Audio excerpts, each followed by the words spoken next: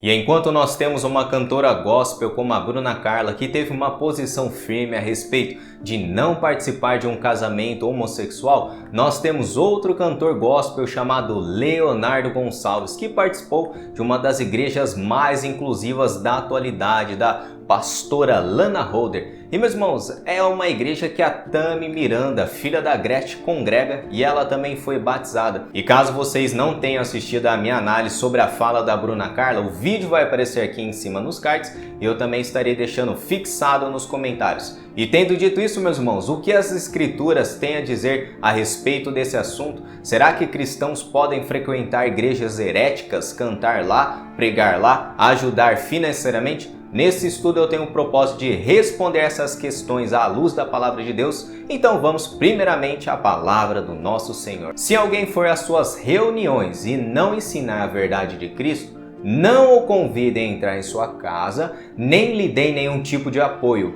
Quem apoia esse tipo de pessoa torna-se cúmplice de suas obras malignas. E para os judeus, comer com uma pessoa era uma das ligações mais íntimas que uma pessoa poderia ter com a outra. E por isso o ato de comer com um falso mestre e pecadores era tão impensável para os judeus, pois comer na mesma mesa que um falso mestre era uma ofensa contra Deus. E por isso os fariseus criticaram Jesus quando o nosso Senhor ele comeu com os pecadores. O interessante de tudo isso, meus irmãos, é que Jesus comeu na mesa até com Judas, que traiu ele, mas ele nunca comeu na mesma mesa com os falsos mestres, que eram os fariseus lá da sua época. E segundo as escrituras, existem momentos que se associar com certos tipos de homens é totalmente errado. E João deixa claro nesse texto que os falsos mestres não devem ser recebidos em nossas casas, não devem receber apoio que seria uma ajuda financeira, pois quem ajuda os falsos mestres se torna cúmplice das obras malignas, meus irmãos. Isso é muito sério. E também oferecer hospitalidade aos falsos líderes ajuda a espalhar sua heresia. E qual o testemunho que nós cristãos estamos passando para aqueles que não creem, meus irmãos?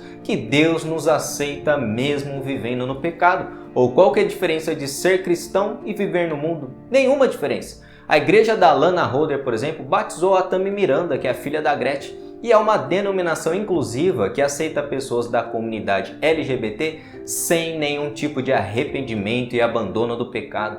E imagina qualquer pastor sério participando da igreja ou recebendo ela na sua denominação, aonde ela lidera, meus irmãos. Inúmeras igrejas estão oferecendo hospedagem, muitas denominações ofertam grandes quantias de valor para o ministério de Lana Holder. Isso é ser cúmplice das obras das trevas. João não considera inocente aqueles que participam de igrejas de falsos mestres e recebem eles em suas casas.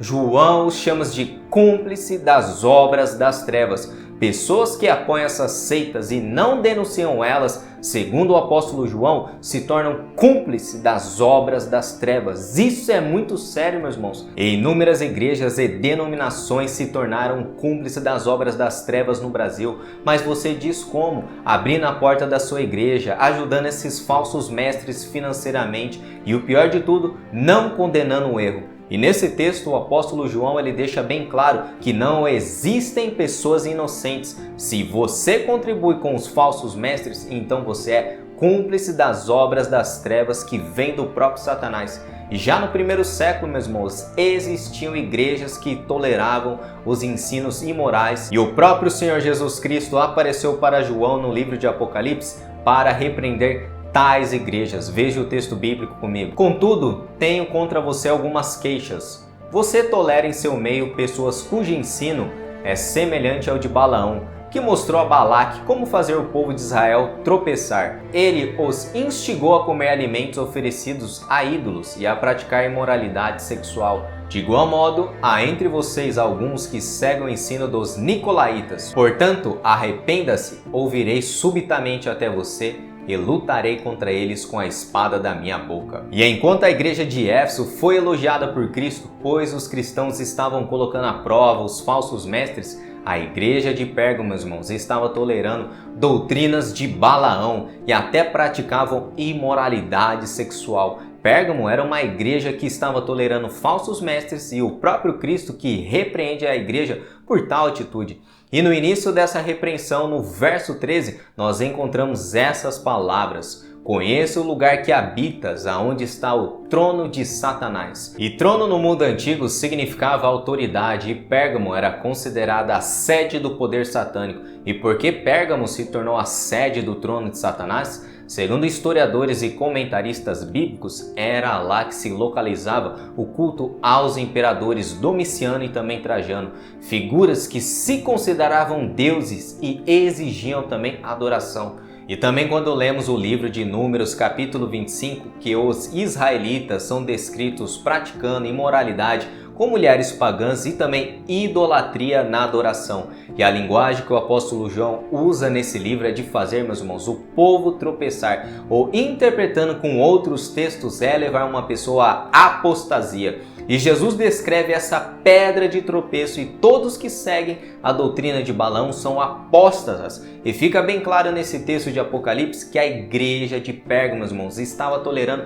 falsos cristãos libertinos que estavam conduzindo a igreja para a idolatria, quanto mais para a imoralidade sexual. E o chamado de Jesus para essa igreja era para que ela se arrependa. E esse texto de Apocalipse poderia ser contextualizado facilmente para os dias de hoje, para as igrejas libertinas que toleram imoralidade e idolatria nos nossos dias. Num contexto de 2000 anos atrás, foi tão claro para se comparar com a igreja dos nossos dias. E Lana Rhoder, meus irmãos, é uma apóstata que promove outro evangelho, um evangelho sem renúncia, um evangelho sem porta estreita, um evangelho que permite tudo e muita imoralidade sexual. Aliás, a prática homoafetiva é contrária às escrituras, e promover tal prática é ir contra Deus. E Jesus, nesse texto de Apocalipse, ele deixa bem claro que irá fazer guerra contra aqueles que não se arrependem.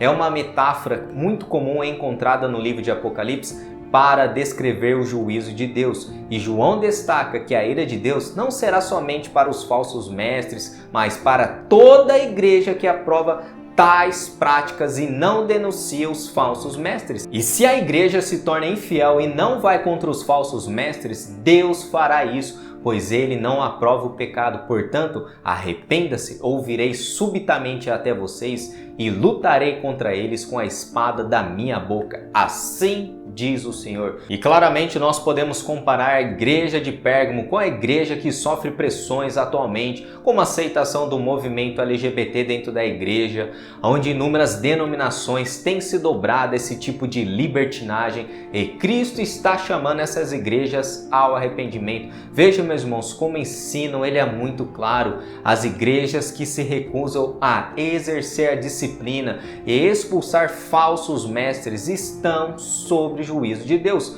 Tolerar o pecado na igreja e práticas libertinas é uma ofensa a Cristo desde os primórdios da igreja. E também qualquer denominação que ouse contribuir com essas igrejas heréticas financeiramente, seguindo elas, aplaudindo suas más obras, estão sendo cúmplice das obras das trevas, e o juízo de Deus não tarda contra essas denominações. E esse foi mais um vídeo no canal. Se vocês gostaram, deixe o seu like, comente também a sua opinião a respeito da atitude do cantor gospel. E se você é novo no canal, se inscreva para acompanhar novos estudos, análises bíblicas e trecho da pregação da nossa Igreja Batista aqui de Campinas. Que Deus abençoe todos vocês em nome de Jesus.